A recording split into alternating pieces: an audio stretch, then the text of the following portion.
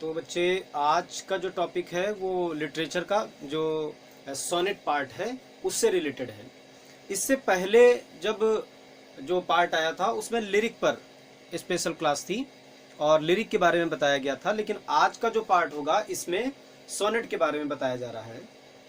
एक बात और बताना चाहूँगा, इसमें कुछ बच्चे जो बीए थर्ड ईयर के या बीए सेकेंड ईयर के हैं, मोस्टली वो बच्चे जिन्होंने पहले से क्लासेस ले रखी हैं काफ़ी सारी, तो उनको लगभग फॉर्म्स ऑफ पोएट्री पता है और पता होने भी चाहिए, क्योंकि ये इस टाइम पर भी अगर आपको फॉर्म्स ऑफ पोएट्री नहीं पता है तो बड़ी समस्या होगी आपके लिए एग्ज़ाम टाइम में। यहाँ पर ये जो वीडियो अभी चल रहे हैं आपको ये पता होना चाहिए, सारे कंबाइंड वीडियो चल रहे हैं। कंबाइंड वीडियो का मतलब ये जो वीडियो है ये फर्स्ट ईयर के स्टूडेंट्स भी देख सकते हैं, इंटर के भी देख सकते हैं, बीए प्रीवियस के भी देख सकते हैं, सेकेंड ईयर थर्ड ईयर के भी देख सकते हैं। Is that clear? तो इसलिए बच्चे जो अभी तक आपकी कमेंट आ रही थी कि सर हॉरेशियन ओड पर कर दीजिए या पिंडारी कोड पर कर दीजिए, तो प्लीज वो खत्म कर दीजिए। आप उस चीज को अभी लॉकडाउन की कंडीशन पर आप लागू मत कीजिए। मैंने आपको बता रखा है कि जब आपकी क्लासेस शुरू होंगी तो केवल यही चीजें पढ़ाई जाएंगी जो आपका सिलेबस होगा, बस वो। लेकिन आज जो मैं चीजें लेकर के चल रहा हूं वो इस तरीके से लेकर चल रहा हूं कि सारी जगह, लगभग जितनी भी जगह ऑनलाइन क्लासेस जा रही हैं या प्रसारित की जा रही हैं, उनको सबको थोड़ा सा फायदा हो सके इस लॉकडाउन की कंडीशन में। इसलिए आज के टॉपिक में हम सोनेट देखेंगे। जिन्हें आता है वो थोड़ा सा और पॉलिश्ड हो जाएंगे और जिन्हें नहीं आता है वो इस पर बहुत अच्छी पकड़ बनाएंगे। कुछ बच्चे जो पढ़ाने के लिए ना बोलते हैं कि सर ये फॉर्म्स ऑफ पोएट्री ना पढ़ाई जाए, ये गलत बात है। मैंने पिछले लेक्चर में भी ये बात बोली थी कि आप इस चीज को मत बोलें। इस समय लॉकडाउन की कंडीशन पर आपकी कोई डिमांड नहीं मान पा रहा हूं मैं, क्योंकि प्रॉपर क्लासेस नहीं चल पा रही हैं। अगर प्रॉपर क्लासेस चल रही होती तो आपको बार बार कहने की जरूरत न पड़ती, आपके ही सिलेबस से रिलेटेड चीजें चल रही होती। मैं इस समय जो वीडियो सेगमेंट बना रहा हूं वो इस उद्देश्य से बना रहा हूं कि लगभग सारे बच्चे इसमें पढ़ सकें। तो आज के टॉपिक में सोनेट को देखेंगे, सोनेट क्लियर करेंगे। The sonnet is a form of lyric. मैंने पिछले वीडियो में भी ये बात बताई थी कि जो सोनेट है ये भी एक तरह का लिरिक फॉर्म ही होता है, जो कि हमारे लिए सबसे ज्यादा इंपॉर्टेंट तब हो जाता है जब हम फर्स्ट ईयर और इंटर में हो। फर्स्ट ईयर में मर्सी को सोनेट बताया गया और इंटर में अभी जब आप आगे आएंगे तो देखेंगे कि सोनेट नंबर 116 से ही जुड़ा हुआ कुछ हमको एक हल्का सा चीज मिलेगी जिसको हमने इंटर में पढ़ी हुई थी, और वो था ऑन हिज ब्लाइंडनेस। तो ऑन हिज ब्लाइंडनेस और 116 में हमेशा थोड़ा सा कंफ्यूजन रहा, मैं आपको वो भी क्लियर किए देता हूं। और जो इंटर या फर्स्ट ईयर के बच्चे हैं वो केवल अपनी परिभाषा और इसको समझेंगे, क्योंकि उनके टॉपिक में भी ऑन हिज ब्लाइंडनेस जुड़ा हुआ है, जो इंटर के बच्चे हैं उनमें भी। और जो फर्स्ट ईयर के हैं वो मर्सी, उनमें सोनेट बताया गया कि सोनेट है। तो यहां पर इस वीडियो लेक्चर में आपको ये क्लियर होगा कि सोनेट है क्या, कितने भाग हैं, इसकी विशेषताएं क्या होती हैं, देखेंगे। The word sonnet is derived from the Greek word sonetto. जो वर्ड है सोनेट, ये सोनेटो वर्ड से उद्गत है, से निकला हुआ शब्द है।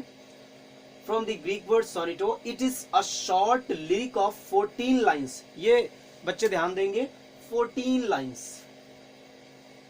और यहां लिखा है अ short lyric of, short lyric है, छोटा सा एक गीत होता है 14 पंक्तियों का, उसको कहा जाता है sonnet. And the Italian poet Petrarch, Italian poet एक इटली के कवि थे जिनका नाम था पेट्रार्क, उनके द्वारा इसकी रचना सबसे पहली बार की गई थी। Was the first to use this form of lyric to express his love for his beloved Laura। अब उसके पीछे रीजन क्या था ये भी हम देख लेते हैं, क्योंकि जो ऑप्शनल में जब हमारे सामने ये क्वेश्चन किया जाता है तो पूछा जाता है कि सोनेट को लिखने के पीछे किस लेखक का हाथ था और उस लेखक को क्या कारण प्रस्तुत करना पड़ा था और क्या कारण, किस कारण से ये सोनेट नामक एक गीत की रचना करनी पड़ी थी। तो यहां पर देखेंगे शब्द आया हुआ पेट्रार्क। किसने की थी रचना? पेट्रार्क नामक एक व्यक्ति ने की थी। कहां के थे? इटालियन यानी इटली के थे। First to use the form of lyric to express his love for his beloved Laura. Laura नामक एक महिला के प्रेम को व्यक्त करने के लिए इन्होंने इस एक गीत की रचना की। वही गीत आगे चल करके क्या कहलाया? सोनेट कहलाया। और ये सोनेट यहां बहुत इंपॉर्टेंट है, बच्चे ध्यान देंगे। ये सोनेट दो भागों में, दो शाखाओं में आगे जाकर के बट जाता है। सबसे पहला इटालियन सोनेट, यानी कि जो इटली के पेट्रार्क के द्वारा लिखा गया था वो इटालियन सोनेट था। और दूसरा शेक्सपियरियन सोनेट, और दूसरा जो था वो क्या था? शेक्सपियरियन सोनेट था, जो विलियम शेक्सपियर के द्वारा लिखा गया था। अब इसकी पहचान हम यहां पर देख लेते हैं कि इटालियन सोनेट में क्या पहचान होती है? N Octave. ऑक्टेव का बच्चे यहां पर ब्रैकेट में लिख लेंगे, एन ऑक्टेव जो दिया हुआ है 8 लाइन्स। ऑक्टेव, इसी को कहा जाता है ऑक्टेव, यानी कि 8 लाइन्स का जो कॉम्बिनेशन होता है लिरिक्स का, उनको कहा जाता है ऑक्टेव। एंड द सिस्टेड, सिस्टेड कहा जाता है 6 लाइन्स को, यानी कि टोटल कितनी लाइन्स हो गई? 8 6 14 लाइन्स। और यहां पर देखिए ये दिया हुआ था, it is a short lyric of 14 lines. ये 14 लाइनों की एक छोटी सी कविता होती है। अब यहां पर देखेंगे इसमें क्या पहचान होती है? 3 क्वाड्रेंट्स। क्वाड्रेंट्स का मतलब होता है 4 लाइन के 3 क्वाड्रेंट्स इसमें शामिल किए जाते हैं। तो कितने हो गए? 4 3 12। और लिखा हुआ a couplet at the end. Couplet, couplet का मतलब होता है दोहा। और जिन बच्चों ने पढ़ा हो वो जानते होंगे, हिंदी में भी हमें जब दोहा देखने के लिए मिलता है तो 4 चरण में होते हैं, ऊपर एक लाइन और एक लाइन नीचे, बस। और यहां बीच से इस तरीके से बटा हुआ होता है दोहा। तो इसमें भी उसी तरीके से 2 लाइन लास्ट में लगी होती है। अभी हम इसकी राइमिंग स्कीम देखेंगे। इसमें ऑक्टेव यानी पहले 8 लाइनें जोड़ी जाती हैं और उसके बाद में 6 लाइनें जोड़ी जाती हैं। तो किस तरीके से जोड़ी जाती हैं? A B B A, A B B A, फिर ए बी बी ए और सी डी ई। बच्चे इसका सेंस बहुत ज्यादा गंभीर है, इसलिए इसको बड़े गौर से देखेंगे। पहली लाइन जो है हमारी वो चौथी से मिलेगी और दूसरी लाइन जो है हमारी वो तीसरी से मिलेगी। पहली लाइन किससे मिलती है? चौथी से। और जो दूसरी लाइन है वो किससे मिलेगी? तीसरे से मिलेगी।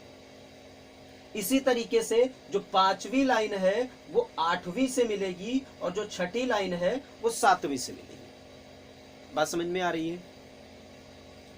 और जो लास्ट के 6 लाइनें हैं वो एक दूसरे से, यानी कि पहली लाइन फिर अपने पहले चरण से, दूसरी लाइन अपने दूसरे से, तीसरी अपने तीसरे से। बात समझ में आई आपको कि इसका राइमिंग किस तरीके से बटा हुआ है? और अब इसी जगह पर हम बच्चे देखते हैं शेक्सपियरियन सोनेट में, तो यहां पर हमको पता चलता है 3 क्वाड्रेंट्स, 4 करके 3 जगह पर 4 लाइनें रखी गई होती हैं और लास्ट में एक कपलेट रख दिया जाता है, एक दोहा रख दिया जाता है, जो कि 2 लाइन अलग से हमको जनाई देती हैं। अगर हम इसको देखना चाहें कि कुछ बच्चे हो सकता है ना समझ पा रहे हो, तो मैं आपको बता दूं यहां पर कि 1 2 3 4 5 6 7 8 ये हमारा ऑक्टेव हुआ। ये हमारा क्या हुआ बच्चे? ऑक्टेव हुआ। 8 लाइन्स का जो कलेक्शन है वो ऑक्टेव कहलाता है। और इसके बाद 1 2 3 4 5 6 और ये जो 6 लाइन है ये हमारा सिस्टेड है। ये क्या है? हमारा सिस्टेड है। ये 6 लाइन का कलेक्शन है। तो इस प्रकार से इटालियन सोनेट में 14 लाइन हो जाती। सोनेट में होती 14 लाइनें ही हैं, ये आपको याद रखना है। लेकिन इटालियन सोनेट में 8 और 6 के रूप में बटी होती हैं।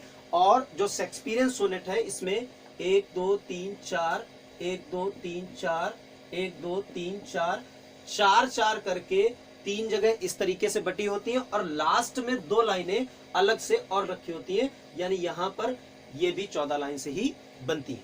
Is that clear? Take your time.